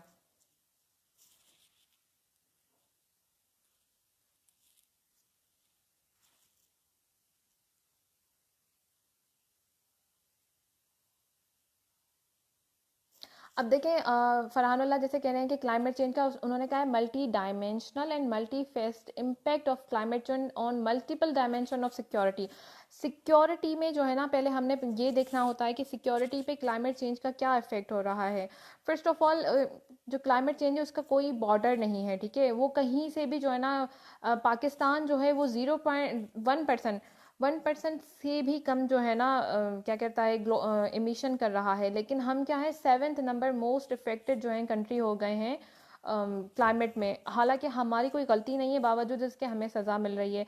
तो हमारी सिक्योरिटी पे बहुत ज़्यादा इम्पेक्ट इस तरीके से पड़ सकते हैं कि हमारा फूड शॉर्टेज होगी, वाटर शॉर्टेज होगी। जब फूड शॉर्टेज होगी तो उससे भी हमारे रिसोर्स कन्फ्लिक्ट हो जाएंगे, हमारे एग्रीकल्चर पे जब इम्पैक्ट पड़ेगा, हमारी इकोनॉमी पे इम्पैक्ट पड़ेगा। जब इकोनॉमी पे इम्पैक्ट पड़ेगा तो क्या होगा कि हमारी इंटरनल वॉर स्टार्ट हो जाएगी। जब हमें वाटर शॉर्टेज होगी तो हमारे जो हमारे नेबर्स हैं जिनके साथ हमारे ट्रीटीज़ हैं, हो सकता है उनके साथ भी वही मसला है, हमारे साथ भी हर कोई चाह रहा है कि वो अपने लिए पानी रखे।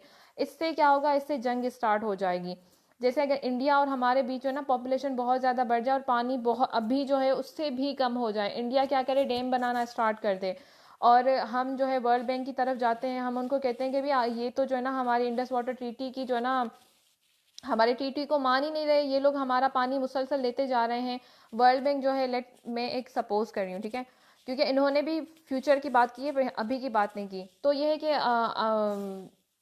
वर्ल्ड बैंक भी फेल हो जाता है, वो इंडिया को कहता है, लेकिन अब थियोरेटिकल पर्सपेक्टिव में हमने ये पर्सपेक्टिव देना है कि लेट से क्योंकि रिसोर्सेज की कमी होगी तो पावर ग्रेबिंग ज़्यादा हो जाएगी, और ख़ुद ये रिसोर्स जो है एज अ पावर उसको यूज़ कर सकते हैं। इंडिया अगर हमारी बात नहीं मान रहा, हम जंग की तरफ जाएंगे, तो क्या होगा कि जंग जो है वो एनी हाउ जो है ना जंग लग जाएगी। तो बेसिकली जो ये क्वेश्चन नंबर 2 आपसे फरहान पूछ रहा है वो इस किस्म की जो है ना चीज़ें पूछ रहा है। फिर हम उससे लिबरलिज्म में बताएंगे कि लिबरलिज्म में जो है ना डेमोक्रेसी फेल हो जाएगी, हमारा ट्रेड पे बहुत ज़्यादा इम्पैक्ट पड़ेगा क्योंकि रिसोर्सेज बहुत कम हो जाएंगे हमारे। तो ओवरऑल जो है ना पूरी की पूरी जो दुनिया है वो जंग की तरफ चली जाएगी अगर हमने क्लाइमेट चेंज को सीरियस नहीं लिया तो। वर्ल्ड पॉलिटिक्स, यूसुफ मैंने पहले बताया, वर्ल्ड पॉलिटिक्स जो है उसको पढ़ें, उसमें बहुत अच्छे तरीके से जो है उन्होंने बताया है। इसके अलावा सरफराज आखुंद का जो किताब है, छोटा सा किताब है, उसको आपने पहले basic as a basic study जो है ना थोड़ा बहुत पढ़ लें। उसने थोड़ा आसान लफ्ज़ों में जो है ना चीज़ें बताई हुई हैं, वो आसान लफ्ज़ों वाली चीज़ों को फिर हमने डिटेल में खुद ही जो है ना आगे पढ़ना होता है। मेरे नोट्स जो हैं, हाँ मेरे नोट्स आपको मिल सकते हैं। मैं होपफुली बहुत ही जल्द जो है उसकी लिंक्स रखूँगी जिस जहाँ से जो है आप उनको परचेज़ कर सकते हैं। स्टूडेंट्स ये सोचते होंगे कि मैं उनको ऑनलाइन शेयर क्यों नहीं कर सकती, तो मैं उनको ऑनलाइन शेयर इसलिए नहीं कर सकती कि मोस्ट ऑफ़ द टाइम ये होता है कि आपने ऑनलाइन बच्चों के साथ शेयर किया, उन्होंने कहीं और फिर ये होता है कि आपकी जो मेहनत की हुई चीज़ है वो कुछ वक्त के बाद कोई और जो है ना पब्लिशिंग हाउस जो है अपने नाम पे पब्लिश कर रहा होता है। तो ये एक तरीके से, हालांकि मुझे नोट्स जो है ना उसमें कोई रॉयल्टी वगैरह कुछ भी नहीं मिलेगी, मैंने सिर्फ अकेडमी को दे देने हैं, वो आपको जो है ना कॉपी करा के देंगे, लेकिन बावजूद इसके एटलीस्ट ये होगा कि कोई और मेरी मेहनत को कॉपी नहीं कर रहा होगा। उसमें ऐसे होगी, मेहरान ने जैसे क्लाइमेट का पूछा है तो हम रियलिज्म की तरफ जाएंगे कि भाई जब रिसोर्सेज, क्योंकि रियलिज्म क्या कह रहा है कि सारी दुनिया जो है वो पावर ग्रेबिंग की जो है ना इर्द गिर्द घूम रही है। पावर क्या है? रिसोर्स है। हर कोई अपना नेशनल इंटरेस्ट बचाने के लिए जो है ना अपना नेशनल पावर यूज़ करेगा, और वो नेशनल पावर फिर जो है ना अगर उसका वाटर हुआ तो वो वाटर को यूज़ करेगा, वो वाटर दूसरे कंट्री से रोक लेगा। इस तरीके से जो है ना आईआर क्या कह रहा है कि अगर क्लाइमेट को कंट्रोल ना किया गया तो क्या हो जाएगा? जंग हो जाएगा। लिबरलिज्म कह रहा है कि भाई जो मसला है क्लाइमेट का उसको हमने जो है थ्रू ऑर्गेनाइजेशंस जो है ना उसको रिजॉल्व करना है, लेकिन अगर ऑर्गेनाइजेशंस फेल हो जाएंगी तो क्या होगा? जंग होगी। कंस्ट्रक्टिविज्म कह रहा है कि जो पावरफुल कंट्रीज हैं उन लोगों ने जो है ना जो ये जो है ना सोशली कंस्ट्रक्ट कर रखा है कि जो ना जो गरीब ममालिक हैं सिर्फ उनको ही जो है ना पैसे भरने चाहिए, बल्कि जो है ना दोनों मुल्कों को भरने चाहिए। और जो है ना हमें क्या करना चाहिए? हमें जाना चाहिए जो है सिक्योरिटी और पीस की तरफ। मार्क्सिज्म जो है वो क्या कह रहा है? मार्क्सिज्म का पर्सपेक्टिव कह रहा है कि ये जो क्लाइमेट चेंज है ये जो है ना कैपिटलिज्म की वजह से क्रिएट हुआ है। कैपिटलिज्म को ख़त्म कर दिया जाए, कैपिटलिज्म को कंट्रोल कर दिया जाए। जो कंट्रीज सफ़र कर रहे हैं उनको, जो कैपिटलिस्ट कंट्रीज़ हैं वो फाइन्स दें, वो उनको जो है ना जुर्माने भर के दें, तो क्लाइमेट चेंज का इशू रिजॉल्व हो जाएगा। फेमिनिज्म कह रहा है कि ये जो क्लाइमेट चेंज का पूरा आईआर में जो क्लाइमेट चेंज है उसमें सबसे ज़्यादा जो है ना औरतें जो हैं वो इम्पेक्ट हो रही हैं, और ऑल टुगेदर पॉलिसी मेकिंग में औरतें मिसिंग हैं। औरतों की मिसिंग होने की वजह से क्या हो रहा है कि जो है ना नुकसान भी हम लोगों को हो रहा है, और हमें ही पॉलिसी मेकिंग में नहीं ऐड किया जा रहा। हमें आप ऐड कर दें, हम लोग जो है क्लाइमेट चेंज को अच्छे तरीके से कंट्रोल करने की कोशिश करेंगे। नासिर में जो मैंने नोट्स बनाए हुए हैं उसके बारे में मैं इंशाल्लाह मेरी अपनी जो आईडी है मैं उससे डिस्कस करूँगी। मैं लिंक्स सेंड कर दूँगी जहाँ से आप लोग जो है नोट्स के बारे में जो है पूछ सकते हैं। मेरा सबसे फेवरेट सब्जेक्ट कौन सा था? मेरा सबसे फेवरेट सब्जेक्ट, मेरे दो ही सबसे फेवरेट सब्जेक्ट थे जिसकी फिर मैं बाद में टीचर बनी हूँ। मुझे जेंडर स्टडीज़ से समझे मोहब्बत नहीं, इश्क है, और इसके अलावा आईआर, मुझे आईआर बहुत इंटरेस्टिंग लगा। वैसे तो मुझे सारे ही सब्जेक्ट बहुत ही ज़्यादा अच्छे लगते हैं। सीएसएस और पीएमएस उन ही लोगों को करनी चाहिए जिनको पढ़ाई से बहुत ज़्यादा मोहब्बत है, जिनको लिखने से और पढ़ने से बहुत ज़्यादा मोहब्बत है। What was my motivation to pursue this field? Basically, I was in Malaysia. I was studying in Malaysia and I could see कि वहाँ पे जो है ना जो फॉरेनर्स थे उनको ज़्यादा ज़्यादा पसंद नहीं किया जाता था। सो that was one of the reason कि मैं वापस अपने मुल्क में आई। मैंने ये सोचा कि मैं जो भी मेरे अंदर थोड़ी बहुत स्किल्स कैपेसिटीज़ हैं मैं इस कंट्री पे क्यों ज़ाया करूँ, वो मैं वापस जाके अपने कंट्री पे क्यों नहीं कर सकती। मैं अपने कंट्री में जाऊँ, मैं कुछ इस किस्म का एग्ज़ाम दूँ जहाँ पे मेरे पास थोड़ी सी पावर प्रेस्टीज हो, जिससे मैं लोगों को मोटिवेट कर सकूँ, मैं लोगों के मसले हल कर सकूँ। तो this was the reason and the motivation. और इससे ज़्यादा मेरे लिए सबसे बड़ी मोटिवेशन जो है वो मेरी अपनी जो कज़न है, फीमेल कज़न्स हैं, वो सब मुझसे छोटी हैं। मैं उनके लिए एक रोल मॉडल बनना चाहती थी। I was the first person from my entire family जिसने पीएमएस का एग्ज़ाम दिया। एंड उसके बाद समझे एक बेंच मार्क हो गया कि अब सब जो छोटी छोटी बच्चियां हैं वो सब भी यही कहती हैं कि हमने जो है ना रिदाबाजी जैसा बनना है, हम सब लोगों ने भी सीएसएस देना है। So that was one of the motivation, I wanted to be role model for my cousins. मेरी आईडी का नाम रिदा जहरा टालपुर है, आप रिदा टालपुर भी लिखेंगे तो आ जाएगा। अच्छा, मेरा I do not use any Instagram. मेरे पास इंस्टाग्राम वगैरह का टाइम नहीं है। During C S S I tell you कि मैंने पूरे 6 महीने सी एस एस और पी सी एस के जब मैं एग्ज़ाम्स की तैयारी कर रही थी तो मैंने अपने हर चीज़ बंद कर दी थी। इंस्टाग्राम तो मैंने डिलीट कर दिया, उसके बाद मुझे याद ही नहीं रहा इंस्टाग्राम क्या था। ट्विटर मैंने कभी यूज़ नहीं किया। एंड सिर्फ मेरे पास फेसबुक था, वो भी मोस्ट ऑफ द टाइम जो है वो बंद रहता था, डीएक्टिवेट था, और मैंने फेसबुक व्हाट्सएप को अपने मोबाइल से डिलीट कर दिया था। और मैं मोबाइल जो है मोस्ट ऑफ द टाइम, क्योंकि मैं लाइब्रेरी ही इसलिए जाती थी कि मैं मोबाइल यूज़ ना कर सकूँ, इसलिए मैं मोबाइल को घर पे छोड़ के जाती थी। तो इस तरीके से मैंने खुद को मजबूर किया कि मैं पढूं।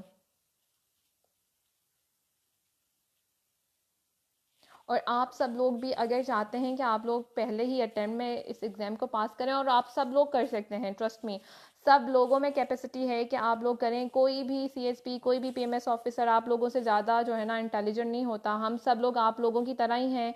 बस ये है कि हम लोग जो हैं, बल्कि सब लोग मेहनत करते हैं, कुछ लोग थोड़े से ज़्यादा करते हैं, कुछ लोग थोड़ा सा जो है ना बीच में कहीं गुम हो जाते हैं।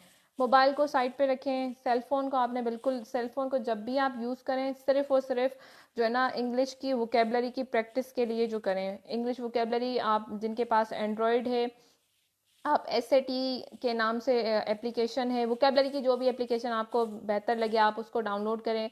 आईफोन है जिसके पास, वो लोग भी वोकेबलरी की जो है ना एप्लीकेशंस को डाउनलोड कर दें। और इसके अलावा आप अल जज़ीरा को डाउनलोड कर लें फ़ोन पे। बस आप जब भी फ़ोन उठाएं ना, तो आपके पास सिर्फ यही चीज़ें नज़र आनी चाहिए।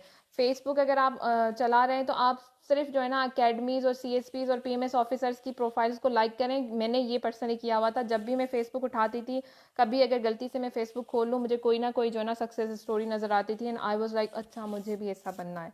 सो दिस वाज अ वे कि मैं खुद को हर टाइम मोटिवेट रखती थी। सुबह उठें, सुबह जल्दी उठना स्टार्ट करें। 8 बजे तक आप लोग उठ जाएं। उठ के अच्छा सा नाश्ता करें। उसके बाद आपने जो है ना एक पूरा लिस्ट बना लें। उस लिस्ट में आपने लिखना है कि आज मुझे क्या क्या करना है पूरे दिन। मुझे सबसे पहले न्यूज़पेपर पढ़नी है, उसके बाद मैंने न्यूज़पेपर की प्रैक्टिस करनी है, राइटिंग करनी है। उसके बाद आप एक सब्जेक्ट उठाएं, लेट्स से मुझे आईआर पढ़ना है, मुझे आईआर का चैप्टर नंबर 2 पढ़ना है और चैप्टर नंबर 3 पढ़ना है। और उसके बाद आपने नीचे लिखना है कि मुझे क्वेश्चन नंबर 1, 2 एंड 3 ऑफ फलां जो है ना ईयर का मैंने वो कर लेना है। ये आपने कर लिया, ये आपके पूरे दिन का स्केड्यूल है। टाइम नहीं लिखेंगे मुझे किस टाइम से किस टाइम में, नहीं, मुझे ये 5 चीज़ें करनी है, फिर मुझे रात के 2 बजते हैं या दिन के 2 बजते हैं, वो आपकी मर्ज़ी है। आप लोगों ने जो है ना वो करना है। उस स्टिकी नोट को जो है ना आपने स्टिक कर देना है जहाँ पर भी आपने पढ़ना है। और जैसे ही आपकी ये सारी चीज़ें कंप्लीट हो जाएं, यू आर फ्री, जाएं जाके घूमें फिरें। When I pass my PMS, to be honest there were few people जो जिनको इस बात का यकीन नहीं था कि मैं ऐसा कॉम्पिटेटिव एग्ज़ाम पास कर सकती हूँ, बिकॉज दे थॉट कि मेरा काम ही सारा दिन घूमना फिरना होता है। तो इजीली अपनी लाइफ को एंजॉय करें, लेकिन अपने गोल्स को देखें, वो आपने ज़रूर ज़रूर ज़रूर जो है ना करना है। मैं मोबाइल घर पे रख के जाती थी, मैं लैपटॉप साथ लेकर जाती थी। उसमें आप इंटरनेट चलाएं लैपटॉप पे, फेसबुक वगैरह तो आपने वैसे ही डीएक्टिवेट किया हुआ है, वो खोलने की ज़रूरत ही नहीं है। और जो भी चीज़ होती है आप ऑनलाइन पढ़ें। मेरे घर वालों को ऑलरेडी पता होता था कि मैं लाइब्रेरी में ही मिलूंगी। तो आपके घर वालों को भी पता होगा कि अब आप अगले 6 महीने लाइब्रेरी में ही होंगे। तो अल्लाह ना करे अगर कोई अर्जेंसी है तो वो आपको वहाँ से कांटेक्ट कर सकते हैं।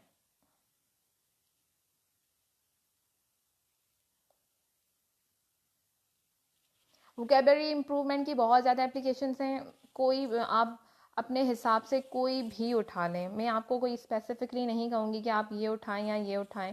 कोई भी वोकेबलरी की आप एप्लीकेशन उठा लें, उसको जो है आप करते रहें। अच्छा, आईआर के एमसीक्यूज़ की बात है। आईआर के एमसीक्यूज़ जो है ना आपने बहुत पहले जो है ना स्टार्ट करने हैं। याद करना, उनको रट्टा लगाना इज़ वेरी इंपॉर्टेंट। अब जितने पुराने जो आईआर के एमसीक्यूज़ हैं, स्पेशली थ्योरीज़ वगैरह पर हैं, जो उनको आपने पढ़ते रहना है। इसके अलावा जो है ना आपने जो नई आईआर की चीज़ें जो हो रही होती हैं, कौन सा प्रेसिडेंट हुआ और कहाँ पे जो है ना कौन सी ऑर्गेनाइजेशन का समिट होने वाला है, ये चीज़ें आपने याद रखनी है। बच्चे क्या करते हैं, एमसीक्यूज़ को ऑल टुगेदर इग्नोर कर देते हैं। जब आप एमसीक्यूज़ को इग्नोर कर देते हैं तो क्या होता है, आप पूरी मतलब 40 मार्क्स जो है ना वो आपने जो समझें कि उनको इग्नोर किया हुआ था। तो आपने एमसीक्यूज़ पे बहुत ज़्यादा फोकस करना है। हर सब्जेक्ट के एमसीक्यूज़ पे जो है ना आपने काम करना है। अगर मार्केट में जो बुक्स अवेलेबल हैं, आप या तो वो बुक्स ख़रीद लें online. There are few websites जहाँ पे जो है ना एमसीक्यूज़ होते हैं। CSSMCQs.com के नाम से भी एक वेबसाइट है। पास पेपर्स के एमसीक्यूज़ हैं, उनको रोज़ एक बार आप प्रैक्टिस कर लें।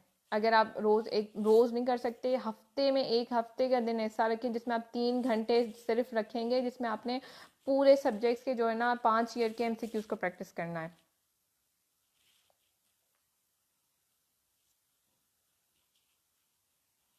मेरी आईडी जो है, आई विल ट्राई कि मैं इस सेशन के बाद जो है ना पोस्ट रख लूँ, वहाँ पे मेरी आईडी और मेरे यूट्यूब का चैनल भी मौजूद होगा, तो आप लोग उसमें आसानी से देख सकते हैं।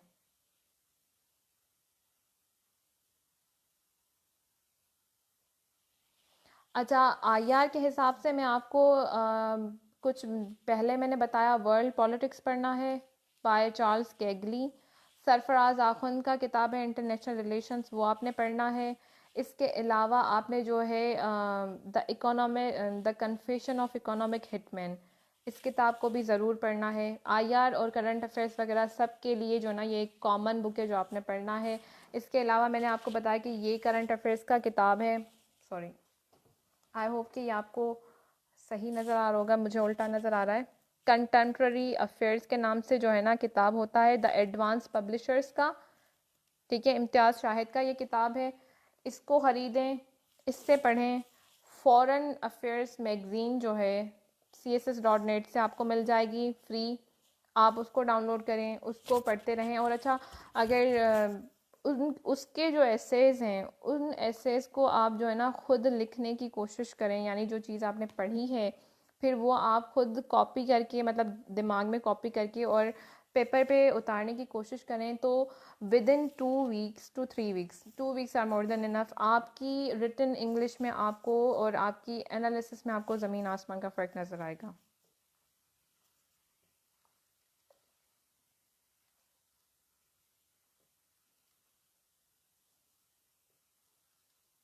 अच्छा, इसके अलावा अगर कोई सवाल है तो ठीक है, वरना फिर हम अपना सेशन जो है वो एंड करेंगे आज के लिए।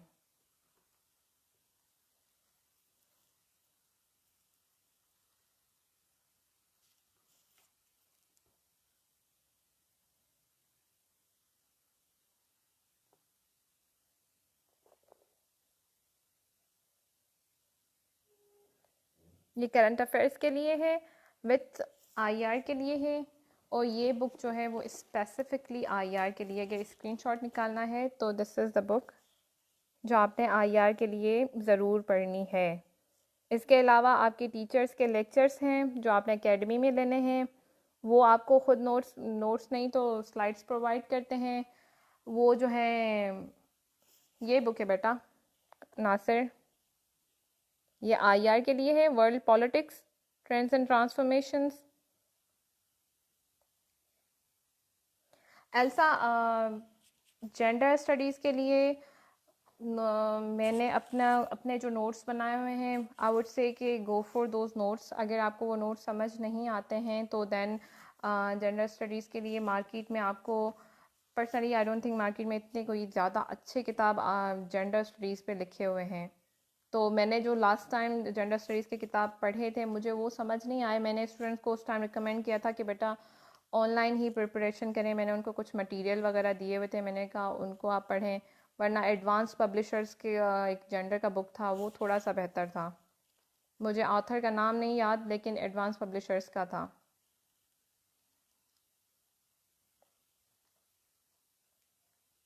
अब्दुल कादिर, आपने मैगज़ीन्स पढ़नी है, जैसे ये जो बुक हो गया, अब इसमें जो है ना करंट अफेयर्स के, सॉरी, अफ़गानिस्तान के बारे में पूरा एक चैप्टर होगा, उसमें आपको बहुत ज़्यादा चीज़ें मिल जाएंगी। दूसरा, आप टीचर्स के जो लेक्चर ले रहे होते हैं, इसके अलावा 3-4 ऐसी वेबसाइट्स होती हैं, जैसे मरगला पेपर्स हो गया, वहाँ से आपको ऑनलाइन पेपर्स देखने होते हैं। ऑनलाइन जो उनके रिसर्च पेपर्स जो हैं, रिसर्च पेपर्स को यूज़ करने की कोशिश करें, कि रिसर्च पेपर्स ज़रूर पढ़ें। इस्लामिक हिस्ट्री का जो जहाँ से मैंने प्रैक्टिस की थी, ग्रीन कलर का बुक था, let me remember author's name, I think Islamic history के ही नाम से, उसका नाम ही इस्लामिक हिस्ट्री था, and it was dark green colour book. मैं खलील जुनेजो, मैं कोशिश करूँगी कि मैं उसकी पोस्ट बना के अभी पेज पे अपलोड करूँ। मुझे एग्जैक्टली ऑथर का नाम याद नहीं आ रहा, मुझे ऑथर का नाम थोड़ा सा भूल जाता है। अली फ़ेरोज़ साहब, ग्रामेटिकल मिस्टेक्स आपको सीएसएस में फ़ेल कराती हैं। आपको फ़ेल कराने की सबसे बड़ी वजह ग्रामेटिकल हमारी मिस्टेक्स ही होती हैं।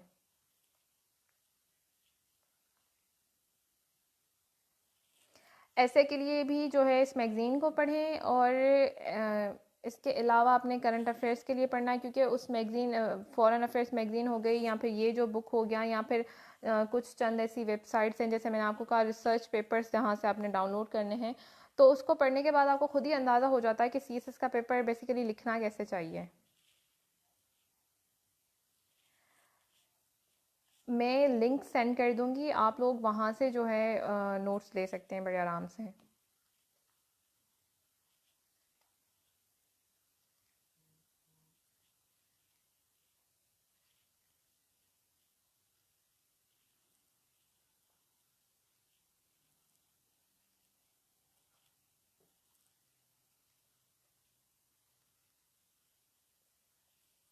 थीसिस स्टेटमेंट बेसिकली आपका थीसिस स्टेटमेंट की का मतलब अगर मैं आपको सिंपल वर्ड्स में बताऊं, आपका अपना स्टैंस क्या है।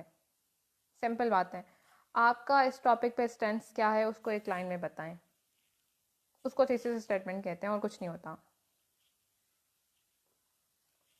अच्छा, इसी के साथ मैं अपना सेशन एंड करूँगी। आई विल इंशाल्लाह see you guys in other interactive sessions like that. अगर कोई और चीज़ रह गई हो या कोई ऐसा स्पेसिफिक टॉपिक हो जिस पे आप रिक्वेस्ट कर सकते हैं हमारे पेज पे कि भाई इस चीज़ पे जो है ना आप लोग इंटरेक्टिव सेशंस बनाएं, तो इंशाल्लाह वो कर देंगे। अच्छा नासिर, आउटलाइंस पे बेसिकली आपने क्या पूछना है? थैंक यू आकाश।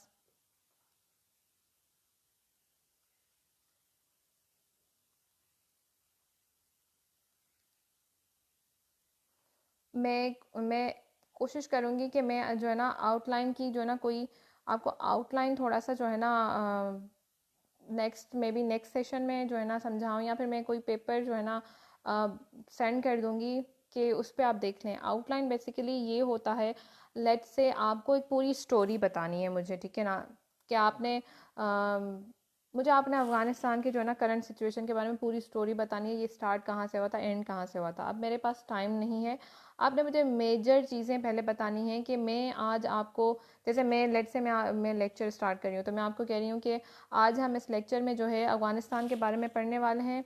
अफ़गानिस्तान को जो तालिबान है वो कहाँ कैसे जो है ना तालिबान पावर में आए थे, और उसके बाद जो है तालिबान और अमेरिका की जंग कैसे लगी, उसके 4-5 पॉइंट्स हैं। और उसके बाद जो है अमेरिका ने विड्रॉ क्यों किया, उसके 4-5 पॉइंट्स नीचे से दे दिए, कुछ रीजंस जो स्पेसिफिकली दे दिए। देन अगेन उसके बाद जो है हाँ अभी जो है प्रेजेंट सिनेरियो क्या है, अंडर तालिबान गवर्नमेंट जो है अफ़गानिस्तान की गवर्नमेंट कैसे चल रही है, उसकी 2 चीज़ें दे दी। और इसके अलावा जो है ना फ्यूचर सिनेरियो तालिबान के अंडर जो है क्या रहेगा। तो ये मैंने एक पेपर पे आउटलाइन बना ली। उसमें मैंने, अगर मैं आपसे कुछ नहीं पूछ रही हूँ लेकिन मुझे पता है कि हाँ भाई नासिर को पता है कि मतलब ये चीज़ें जो है ना इस टॉपिक पे लिखनी थी, सिंपल। आपसे आउटलाइन पूछी इसलिए जाती है ताकि उनको पता चल सके कि आपने चीज़ को समझा भी है या नहीं। अब वो आपसे पूछ रहे हैं कि अमेरिका ने विड्रॉ क्यों किया था, और आपने उठा के आउटलाइन बना लिए कि तालिबान पावर में कैसे आए थे, विच मीन्स कि आपने समझा ही नहीं है। चेकर क्यों आपके 17 या 18 पन्ने पेजेस पढ़ के अपना टाइम वेस्ट करेगा, वो वहीं पे अपना डिसीजन दे देगा कि हाँ भाई इस बंदे ने तो सवाल ही नहीं समझा था। बेसिकली इससे मैं आउटलाइन आपसे मांगी इसलिए जाती है ताकि उनका टाइम जो है ना वो बच सके।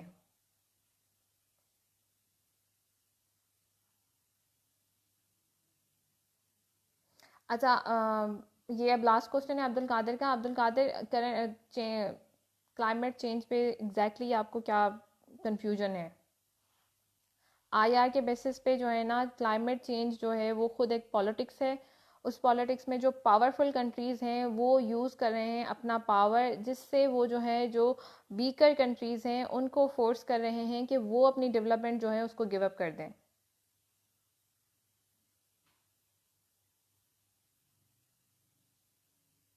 जहाँ पे आउटलाइन नहीं मांगी गई वहाँ पे आपको बिल्कुल भी आउटलाइन नहीं लिखनी है, आपके पास टाइम ही नहीं होगा कि आप आउटलाइन लिखें।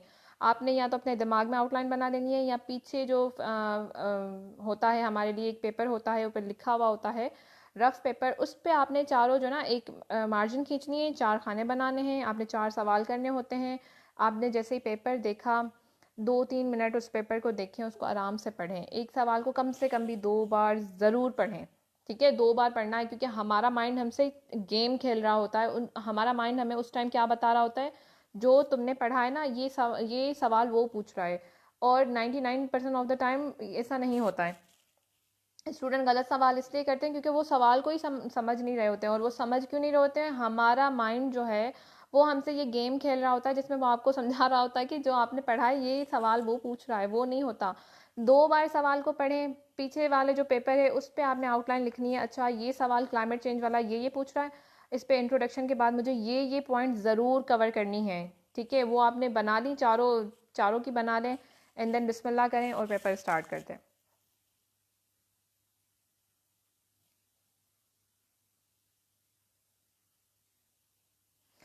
सम causes of climate change according, causes जो है उस पर ये तो पूरा लेक्चर हो जाएगा कि कॉजेज़ क्या हैं। कॉजेज़ यही हैं कि हम लोग, सिंपली मैं आपको बताऊं तो आप पेरिस क्लाइमेट एग्रीमेंट डील पढ़ें कि वो जो क्लाइमेट एग्रीमेंट डील है उसको फेल क्यों कर रहे हैं। वही सारे कॉजेज़ हैं कि गवर्नमेंट सीरियस नहीं है, डेवलपिंग कंट्रीज़ जो हैं वो भी जो है इमिशन करते जा रहे हैं, डेवलप्ड कंट्री अपनी इमिशन रोक नहीं रहे हैं, लोग जो हैं वो भी नहीं समझ रहे हैं, वो भी बस इसको मजाक ही समझे जा रहे हैं। ओवरऑल सारी दुनिया इसके लिए सीरियस ही नहीं है। इसी वजह से जो है ना हम क्लाइमेट चेंज जो है उसको और ज़्यादा जो है ना ख़राब करते जा रहे हैं।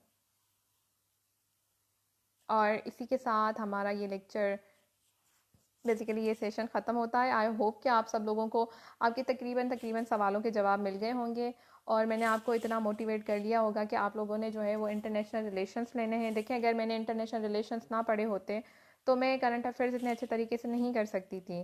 तो जिन लोगों को करंट अफेयर्स, मतलब जिन लोगों को, मोस्ट ऑफ द स्टूडेंट्स जो ज़्यादा कंफ्यूज हैं, आई वुड से कि आप लोग आईआर की तरफ जाएं, आईआर के बुक्स को पढ़ें, आईआर के लेक्चर सुने। उसके बाद अगर आपको समझ आ जाता है तो आप हमारी एकेडमी में जो है इनरोल करें खुद को, और लेक्चर सुने, नोट्स बनाएं, और जल्दी से जल्दी टेस्ट दें, जितना जल्दी हो सके आप अपने टेस्ट दें। और इंशाल्लाह I wish all of you best of luck. और मैं दुआ करती हूँ कि मैं आप तमाम लोगों को फ्यूचर के जो है CSPs देखूँ।